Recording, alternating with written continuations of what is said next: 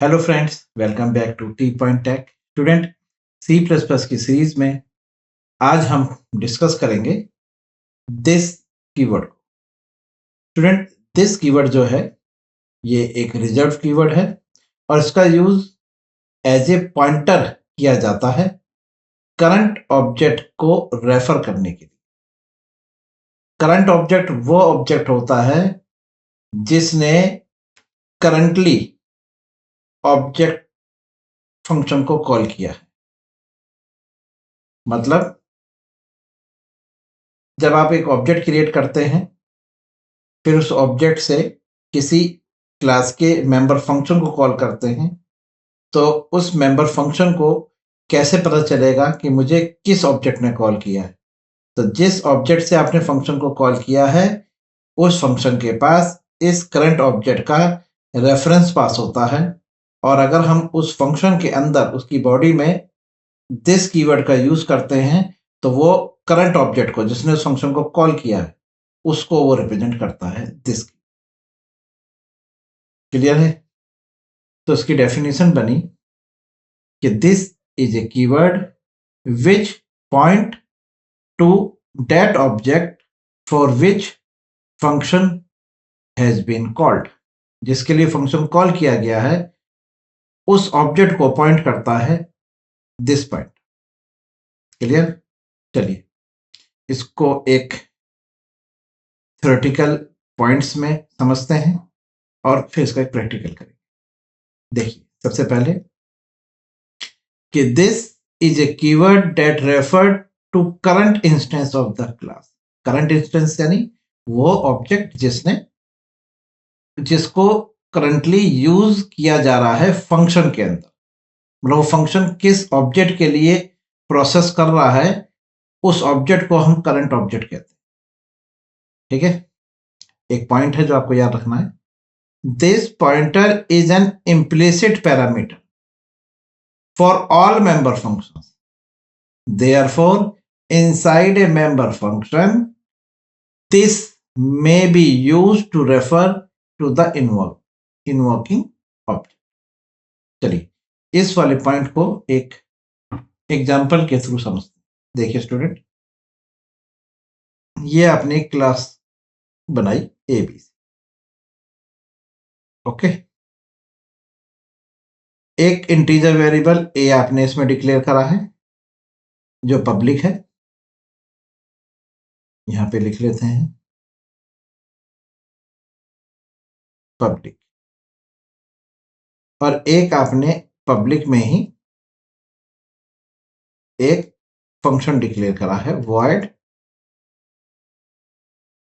Display, जिसके अंदर आपने लिखा है सी आउट ए। आप ए को प्रिंट करा रहे हैं। ये आपका एक क्लास बनके तैयार हुई। ठीक, अब देखिए दिस किस तरह से काम करता है।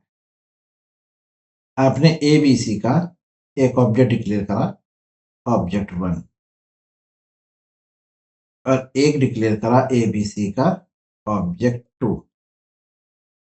ऑब्जेक्ट 1 डॉट ए, ऑब्जेक्ट 1 ने ए में 100 स्टोर किया, ऑब्जेक्ट 2 ने ए में 200 स्टोर किया। ये है वेरिएबल ए। ऑब्जेक्ट ने इस ए के अंदर 100 स्टोर कराया है, ऑब्जेक्ट 2 ने इस ए में 200 स्टोर कराया। अब आप ऑब्जेक्ट 1 से कहते हैं डॉट डिस्प्ले को कॉल करें। अब डिस्प्ले ए को प्रिंट करा रहा है, आप देख रहे होंगे यहां पर ए प्रिंट हो रहा है। तब डिस्प्ले जो ये फंक्शन है जो ये प्रिंट करने जा रहा है ए को, ये ए किस ऑब्जेक्ट का है? तो आप कहेंगे सर यहाँ पर ऑब्जेक्ट 1 ने डिस्प्ले को कॉल किया है ना? तो डिस्प्ले यहाँ पे जो ए प्रिंट करा रहा है वो ऑब्जेक्ट 1 वाला ए है। ठीक है, ये हमने अपने आप को समझा लिया कि इस तरह से होगा, लेकिन एक्चुअली हुआ क्या है ये वाला पॉइंट याद रखिए कि इम्प्लिसिट है ये, यानी कि देखिए ये वाला पॉइंट जो यहाँ पे लिखा हुआ है ना, ये this pointer is an implicit parameter for all member function. तो देखिए जब आपने यहाँ से ऑब्जेक्ट वन ने जब डिस्प्ले को यहाँ पर कॉल किया, तो डिस्प्ले के अंदर इम्प्लिसिटली, मैं बस आपको समझाने के लिए कह रहा हूँ, इम्प्लिसिटली यहाँ पर ये समझ लीजिए दिस पास हुआ है, बस आपको समझाने के लिए, लिखना नहीं है ये, दिस पास हुआ इम्प्लिसिट अपने आप यहाँ से दिस पास हुआ इस डिस्प्ले के अंदर है। अब अगर हम इस ए को कैसे पहचाना जाए, तो मैं आपको बताऊं, यहाँ पे लिखा हुआ है दिस और पॉइंटर को यहाँ पर एरो ऑपरेटर से लगाते हैं। ये स्टूडेंट यहाँ लिखा हुआ है, आपने केवल ए लिखा हुआ है, लिखा तो ए ही है आपने, लेकिन उसके आगे दिस कंपाइलर ने फिक्स कर दिया। ठीक है, ये दिस आपको दिखेगा नहीं, ठीक है, विजिबल नहीं है ये, ठीक है, लेकिन ये यहाँ पर है। तो ये दिस ना, ये दिस इस ऑब्जेक्ट को रिप्रेजेंट कर रहा है, ऑब्जेक्ट वन को, यानी कि ये दिस जो है ये पॉइंटर है जो ऑब्जेक्ट वन को रेफर कर रहा है। यानी कि अब कंपाइलर को पता चल गया कि यहाँ पर जो ए प्रिंट होना है वो ऑब्जेक्ट वन का प्रिंट होना है। इसी तरह से जब आपने कहा ऑब्जेक्ट टू डॉट डिस्प्ले, तो यहां से फिर वही आपको बताया मैंने, यहां से दिस पास हुआ है, यहाँ भी दिस पास हुआ है, बस इम्प्लिसिट आपको समझा दिया मैंने, लिखना नहीं है वैसे ये। अब ये आप इसको बस भूल जाइए, बस इतना समझाया कि यहाँ से दिस पास हुआ, इम्प्लिसिट पैरामीटर है। तो अगली बार ये दिस यहाँ पर जो रिप्रेजेंट करेगा वो ऑब्जेक्ट टू को रिप्रेजेंट करेगा। पहली बार जब ऑब्जेक्ट वन ने कॉल करा है तो ये ऑब्जेक्ट दिस ऑब्जेक्ट वन को कॉल करेगा, तो ये है दिस। तो दिस, मैंने कहा this is a pointer which point to that object for which function has been called. Clear है, कोई डाउट? ये है। अब इसकी कुछ कैरेक्टरिस्टिक्स हैं जो आपको याद रखनी है इसके बारे में। पहला कि this pointer is implicit passed to all non static member function. ठीक है, ये नोट जो है वो सेम ही है इसकी, कि जितने भी क्लास के आपके नॉन स्टैटिक मेंबर्स होंगे, स्टैटिक नहीं नॉन स्टैटिक, उनके अंदर ये इम्प्लिसिट पास होता है, where you don't need to explicitly write this code. इसलिए आपको यहाँ पर स्टूडेंट ये दिस लिखने की जरूरत नहीं है, ये इम्प्लिसिट है, यहाँ पर आपको लिखने की जरूरत नहीं, लिख भी देंगे तो भी कोई गलती नहीं है। ठीक, चलिए, the this points to the memory location of the current object. Pointer है इसलिए डायरेक्ट मेमोरी लोकेशन को पॉइंट करेगा ऑब्जेक्ट की, तभी तो कंपाइलर को पता चलेगा कि दिस के पास किसका रेफरेंस है, तो ये फिजिकल रेफरेंस बताएगा कि मेरे पास ऑब्जेक्ट वन का है, तो वो ऑब्जेक्ट वन के ए को प्रिंट करा देगा। ठीक, फिर अगली बार ऑब्जेक्ट टू को पॉइंट करेगा तो ऑब्जेक्ट टू का ए प्रिंट हो जाएगा। The this pointer is constant means it can not be modified. अब ये किसी पॉइंट कर रहा है किसी रेफरेंस को, इसलिए कांस्टेंट है, ध्यान रखिएगा, आप इसे चेंज नहीं कर सकते, तभी तो ये रेफर करेगा। अगर आप इसको चेंज कर देंगे, इसको ये अगर ये चेंजेबल होता, मान के चलिए पॉइंटर ऑब्जेक्ट वन को रेफर कर रहा है और आपने उस पॉइंटर को चेंज कर दिया, तो उसके पास कोई और लोकेशन आ जाती, तो फिर ऑब्जेक्ट वन को थोड़ी लोकेट करता, इसलिए कांस्टेंट होता है। जहां पर ये सेट कर दिया जाएगा फिर इसके पास वही वैल्यू रहेगी, और ये इम्प्लिसिट होता है, सारा काम आपको खुद नहीं करना। चलिए, इसका यूज किस लिए किया जाता है ये तो समझ में आ गया, कि दिस जो है वो करंट ऑब्जेक्ट को रेफर करता है। अब करंट ऑब्जेक्ट कौन सा है? जिसने फंक्शन को कॉल किया।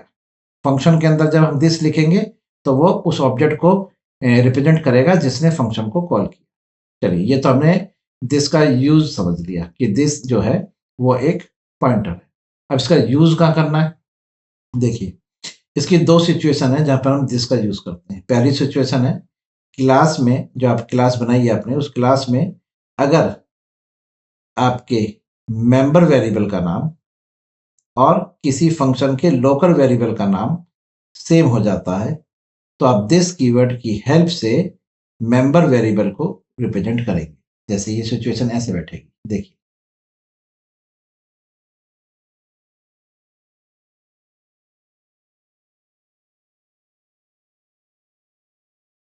एक क्लास बनाई हमने स्टूडेंट, और यहां पर मैंने एक प्राइवेट वेरिएबल डिक्लेयर करा है इंटीजर टाइप रोल। इसको इनिशियलाइज करने के लिए पब्लिक में एक फंक्शन बनाया हमने void, फंक्शन का नाम रखा हमने इनपुट, और उसके पैरामीटर में वेरिएबल लिया है x, और यहां पर इसको इनिशियलाइज किया गया है रोल नंबर बराबर x।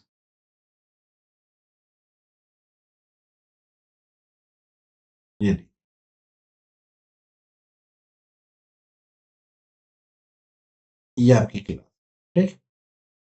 अब आपने एक स्टूडेंट का ऑब्जेक्ट क्रिएट करा। अब आप इस ऑब्जेक्ट से जब इनपुट को कॉल करेंगे तो आपने यहां से रोल नंबर पास किया 100। ये जो रोल नंबर है 100, ये इस x में आया है, और फिर इस x से इस रोल नंबर में जाकर स्टोर हो, यानी यहां सेट हो, क्योंकि रोल नंबर प्राइवेट है, वो क्लास के बाहर तो डायरेक्ट एक्सेसिबल होगा नहीं। तो आप किसकी हेल्प से करेंगे? आपने क्लास के पब्लिक फंक्शन, जो पब्लिक फंक्शन हमारा इनपुट है, इसको कॉल किया, और उसके पैरामीटर में आपने ये 100 पास किया। तो इस तरह से प्रोसेस होके 100 रोल नंबर तक पहुंच गया। अब ये स्टूडेंट, ये जो x है ये लोकल वेरिएबल है, और जो रोल नंबर है ये मेंबर है, ये मेंबर वेरिएबल। मेंबर वेरिएबल वो होते हैं जो क्लास में डिक्लेयर्ड होते हैं, और वो नॉन स्टैटिक होते हैं, यानी कि ऑब्जेक्ट के जो मेंबर होते हैं, ऑब्जेक्ट से जो रिलेट वेरिएबल्स हैं उनको हम मेंबर कहते हैं। तो स्टूडेंट ये है आपका मेंबर वेरिएबल,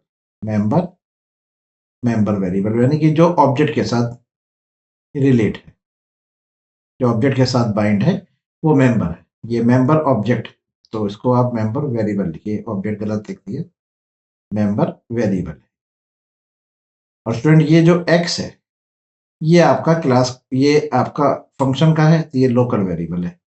लोकल वेरिएबल इसलिए है क्योंकि इसका जो स्कोप है x का, वो केवल इनपुट तक है, और जो रोल नंबर का स्कोप है वो पूरी क्लास में है, इसलिए वो मेंबर वेरिएबल है, वो पूरी क्लास का मेंबर है। और जो x है वो केवल इनपुट का है। समझ में आ गया? चलिए, अब हुआ क्या कि लोकल वेरिएबल का नाम भी हमने रोल नंबर रख लिया। अब आप यहां लिखेंगे रोल नंबर बराबर रोल नंबर। जब आप लिखेंगे रोल नंबर बराबर रोल नंबर, क्योंकि ये वाला, आप ये वाला रोल नंबर ये है और ये वाला रोल नंबर ये है, तो यहां पर कंपाइलर कंफ्यूज हो जाएगा कि उसे कैसे पता चलेगा कि आप किस वाले रोल नंबर की बात कर रहे हैं। तो वो स्कोप के हिसाब से देखेगा। अब ये स्कोप जो है स्टूडेंट, ये इनपुट का स्कोप है, तो प्रायोरिटी जो जाएगी वो लोकल को मिलेगी, यानी कि इस वाले को, क्योंकि इस स्कोप के अंदर, इस वाले स्कोप के अंदर हम इसकी बात कर रहे हैं, इस स्कोप के अंदर ये वाला वेरिएबल डिक्लेयर्ड है, तो मानेगा ये वाला रोल नंबर, इसको ही मानेगा, और इसके लिए भी वो इसी को ही मानेगा। तो ये आप, इसका मतलब ये हो गया लोकल वेरिएबल बराबर local variable, local variable equal to local variable, यानी कि वैल्यू आपकी यहां तक, यहां पर पहुंचेगी नहीं, यहां पे नहीं पहुंच पाएगी, क्योंकि उसको ये रहे। तो आप कैसे इसको रिप्रेजेंट करेंगे कि ये वाला रोल नंबर ये वाला बने और ये वाला रोल नंबर ये बने? तो आपको केवल इसके आगे दिस लिखना है और एरो ऑपरेटर लगाना। तो आपसे लिख देते हैं, आपको क्या लिखना है? दिस, दिस और एरो ऑपरेटर लगाना। बस जैसे आपने दिस लिखा है फौरन समझ जाएगा कि ये जो है ये मेंबर वेरिएबल है, और ये जो रोल नंबर है वो लोकल है। क्लियर है? समझ में आ गया? अब दूसरा जो पॉइंट है वो है रिटर्न के लिए, to return reference to the calling object. अब इसमें क्या है जी, देखिए,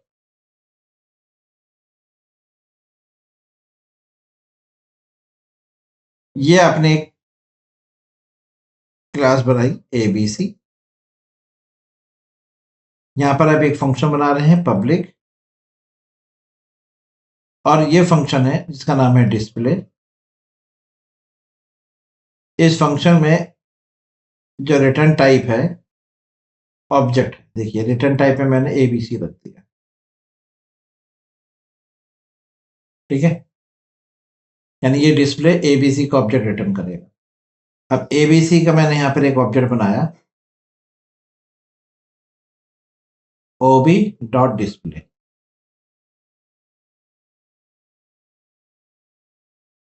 अब यहाँ पे कोई आपने प्रोसेस करा है और आपको रिटर्न में लिखना है, और आपको उसी ऑब्जेक्ट को रिटर्न कराना है जिसने कॉल किया है। यहाँ पर इस ऑब्जेक्ट ओबी ने कॉल करा है डिस्प्ले को, तो आप चाहते हैं कि यहाँ पर यही, अब इस जब इस ऑब्जेक्ट ने डिस्प्ले को कॉल करा है तो इस डिस्प्ले के पास किसका रेफरेंस है, ओबी का, जिसको हम यहाँ पे दिस लिखेंगे। तो अगर आप यहाँ पे दिस लिखेंगे, दिस, ठीक है, दिस पॉइंटर, तो ये किसको रिटर्न करेगा, उसी ऑब्जेक्ट को रिटर्न करेगा ना जिसने इसको कॉल किया है। तो ये लिखा है to return reference to the calling object, to return reference to the calling object, यानी कि जिस ऑब्जेक्ट ने कॉल किया है उसको ही आप रिटर्न में लिख रहे हैं। तो आप यहां लिखेंगे दिस, क्या लिखेंगे, दिस। तो यहाँ पे दिस ऑब्जेक्ट वन को रिप्रेजेंट कर रहा है, यानी कि डिस्प्ले को किसने कॉल किया, ऑब्जेक्ट वन नहीं, और ऑब्जेक्ट वन को ही रिटर्न कराना है डिस्प्ले को, तो आप यहाँ पे दिस पॉइंटर का यूज करेंगे। क्लियर है, समझ में आ गया। तो दिस का यूज दो जगह किया जाता है, लोकल वेरिएबल और मेंबर वेरिएबल में डिफरेंस करने के लिए, और अगर किसी फंक्शन की रिटर्न टाइप में वही ऑब्जेक्ट है जिसने उसको कॉल किया है तो आप वहां पर दिस रिटर्न में दिस लिखें। ठीक है जी, चलिए अब इसको प्रैक्टिकली करके देखते हैं।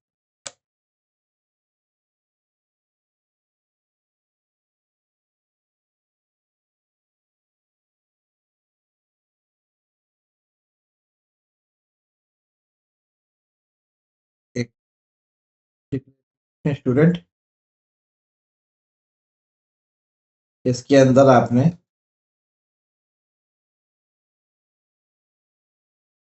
प्राइवेट में एक इंटीजर वेरिएबल डिक्लेयर करा रोल नंबर,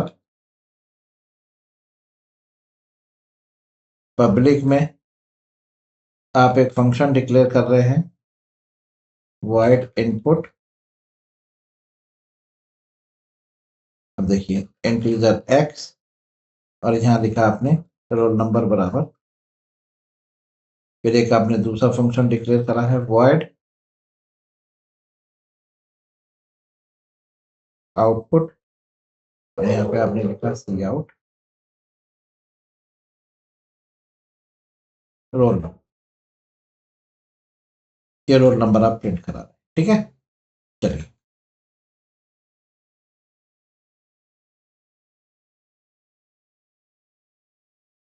यहाँ पर आपने स्टूडेंट क्लास का एक ऑब्जेक्ट बनाया और आपने इस ऑब्जेक्ट से कॉल करा इनपुट, और 101 ये आपने यहाँ से आर्गुमेंट पास किया, ये रोल नंबर पास करा 101, ये इस एक्स में आएगा और इस एक्स से निकलकर इस रोल नंबर में स्टोर हो जाएगा। तो ये रोल नंबर जो है ये क्लास में डिक्लेयर्ड है, इसका क्लास का स्कोप है, तो ये मेंबर वेरिएबल है, ये आपका मेंबर वेरिएबल है। और जो ये एक्स है, ये जो एक्स है ये आपका लोकल वेरिएबल है, क्योंकि इसका स्कोप कहां तक है, इसका स्कोप केवल इनपुट तक है, और इस रोल नंबर का स्कोप पूरी क्लास में। चलिए ये हो गया। इसके बाद आपने लिखा ओबी डॉट आउटपुट, आउटपुट जो है वो रोल नंबर को प्रिंट करा देगा। लीजिए देखिए, रन करके देखिए, ये भी आपके सामने आउटपुट आ जाएगा। देखिए roll number equal to 101। Clear है, समझ में आ गया। अब हुआ क्या कि जिस लोकल वेरिएबल का नाम मैंने रोल नंबर ही रख दिया, तो आप यहाँ पर एक्स की जगह क्या लिखेंगे, रोल नंबर। ओके, अब क्या होने वाला है, ये आपने 101 भेजा, ये 101 इस लोकल वेरिएबल रोल नंबर में आएगा। तो जब आप यहाँ पे रोल नंबर बराबर रोल नंबर लिखेंगे तो कंपाइलर सबसे पहले ढूंढेगा कि इसकी डिक्लेरेशन कहाँ है। तो डिक्लेरेशन हमेशा पहले वो स्कोप में देखता है, जिस स्कोप में स्टेटमेंट लिखी गई है, ये स्टेटमेंट इस वाले स्कोप में है, क्या इस स्कोप के अंदर कोई रोल नंबर नाम से वेरिएबल डिक्लेयर्ड है, हाँ ये रहा, ये है। तो ये यहीं पर इन दोनों रोल नंबर को ये वाला रोल नंबर डिसाइड कर लेगा कि ये वाला, तो ये लोकल वेरिएबल हो गया। देखिए लिखा भी आ रहा है लोकल वेरिएबल है। तो यहाँ पे ये लोकल वेरिएबल है और देखिए यहाँ भी ये दिखा रहा है कि ये लोकल वेरिएबल है, दिखा दिया। तो वैल्यू इस वेरिएबल तक पहुंची नहीं, जो हमारा मेंबर वेरिएबल है यहाँ तक पहुंची नहीं, तो अब गार्बेज वैल्यू प्रिंट होगी, क्योंकि यहाँ पर जो प्रिंट हो रहा है वो मेंबर वेरिएबल है, क्योंकि इस आउट के स्कोप में, आउटपुट के स्कोप में रोल नंबर कहीं डिक्लेयर्ड है नहीं है, तो वो इस वाले रोल नंबर को मानेगा। सबसे पहले वो लोकल को देखता है, लोकल में नहीं मिलता, जब वो ग्लोबल में जाएगा, तो यहाँ पर कहीं रोल नंबर तो डिक्लेयर्ड है नहीं वॉइड में, इसलिए यहाँ पर ग्लोबल वाला मेंबर वेरिएबल, देखिए यहाँ पे भी मेंबर, यहाँ पे मेंबर, और ये देखिए लोकल, और ये देखिए लोकल। ठीक है, यहाँ पर आपको आईडी सजेशन भी दे दिए। अब आप रन करेंगे तो लोकल वेरिएबल जो है वो इनिशियलाइज हुआ, लेकिन उसने वैल्यू जो है वो रोल नंबर में स्टोर नहीं की, तो वहां पर आपको गार्बेज वैल्यू। क्लियर है? अब इसको कैसे सही किया जाए, तो आप इसके आगे लिखेंगे दिस और एरो ऑपरेटर लगाएंगे। हाँ जी, तो जैसे दिस लिखेंगे तो स्टूडेंट दिस हमारा रिजर्व कीवर्ड है, इसलिए इसको मतलब रिजर्व है, इसलिए इसको कीवर्ड बोला जाता है, रिजर्व कीवर्ड है, और इसका यूज पॉइंटर के लिए किया जाता है। अब ये यहाँ पे जो दिस है ना, ये जो दिस लिखा है ये बता रहा है कि ये इस ऑब्जेक्ट को रिप्रेजेंट कर रहा है, इस वाले ऑब्जेक्ट को, ऑब्जेक्ट। तो ये ऑब्जेक्ट के साथ जो वेरिएबल है वो मेंबर वेरिएबल है, यानी कि इस ऑब्जेक्ट के पास जो रोल नंबर है वो ये वाला रोल नंबर है। तो आप देखिए कर्सर रखिए, ये लोकल है, और जब इस पे लिखा तो ये मेंबर हो गया, हो गया ना, दिस लिखने से मेंबर हुआ।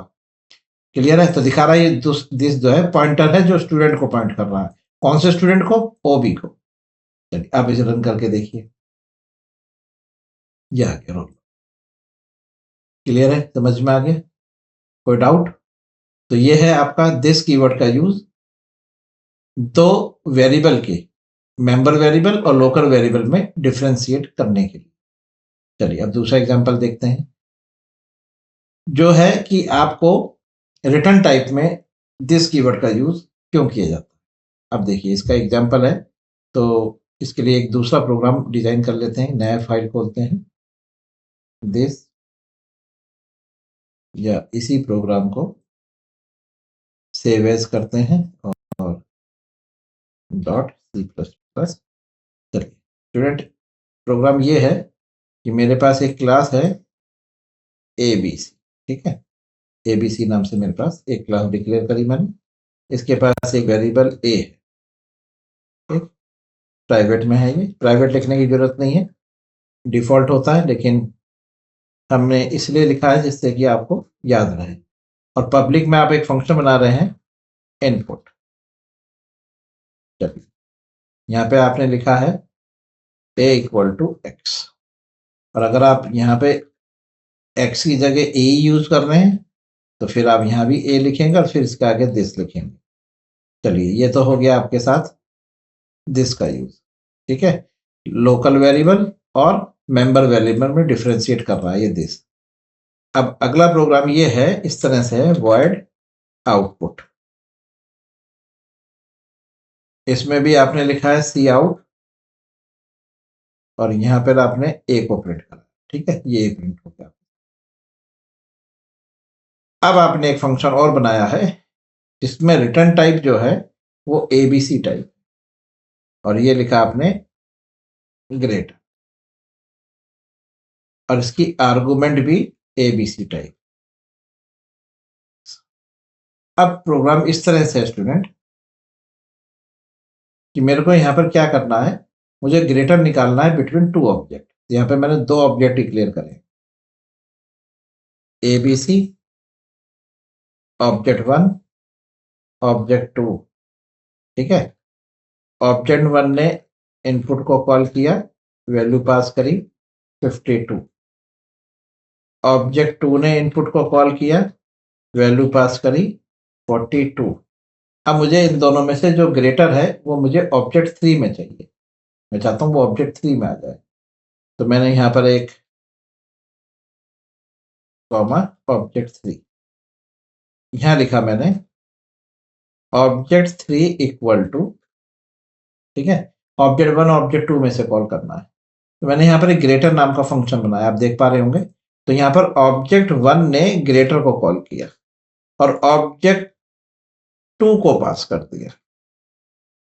क्लियर है? तो यहाँ पर जो ऑब्जेक्ट वन है, जो ऑब्जेक्ट वन है उसने ग्रेटर को कॉल किया है, तो यहाँ पर ऑब्जेक्ट वन का जो रेफरेंस है, यानी कि जिसकी बात कर रहे हैं हम दिस की, वो ग्रेटर के पास चला गया है। यानी कि ग्रेटर की बॉडी में, ग्रेटर फंक्शन की बॉडी में अगर मैं कहीं पर दिस का यूज करूंगा तो वो ऑब्जेक्ट वन को रिप्रेजेंट करेगा, और अगर मैं एक्स का यूज करूंगा तो वो ऑब्जेक्ट टू को रिप्रेजेंट। ऑब्जेक्ट टू जो है वो एक्सप्लिसिट है और ऑब्जेक्ट वन जो है वो इम्प्लिसिट है।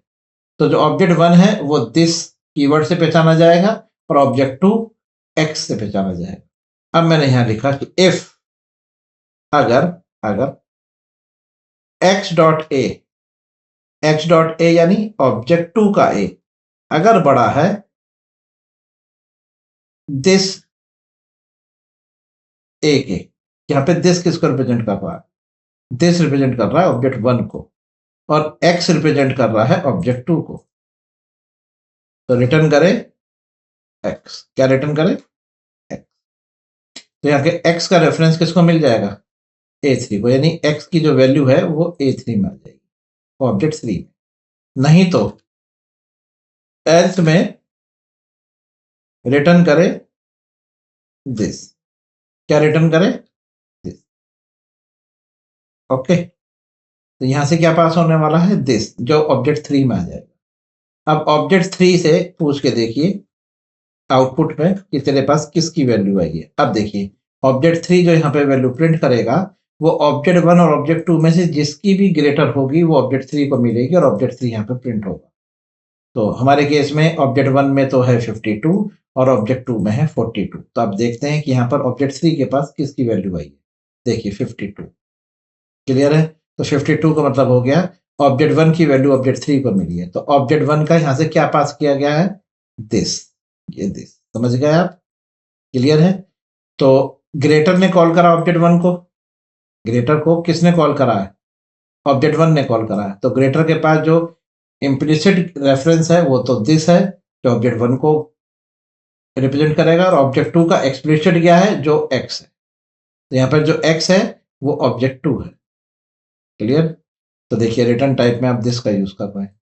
तो यहाँ पर एक पॉइंट क्या क्या बन रहा है यहाँ पर पॉइंट, कि ग्रेटर जो फंक्शन है उसके रिटर्न टाइप में वही ऑब्जेक्ट का रेफरेंस रिटर्न हो रहा है जिसने उसको कॉल किया है।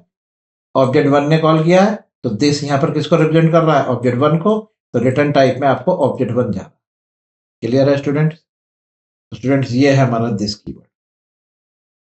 तो दिस कीवर्ड अगर आपको समझ में आ गया कि किस तरह से इसको यूज करना है और कहाँ यूज करना है, तो इस वीडियो को लाइक करें, शेयर करें।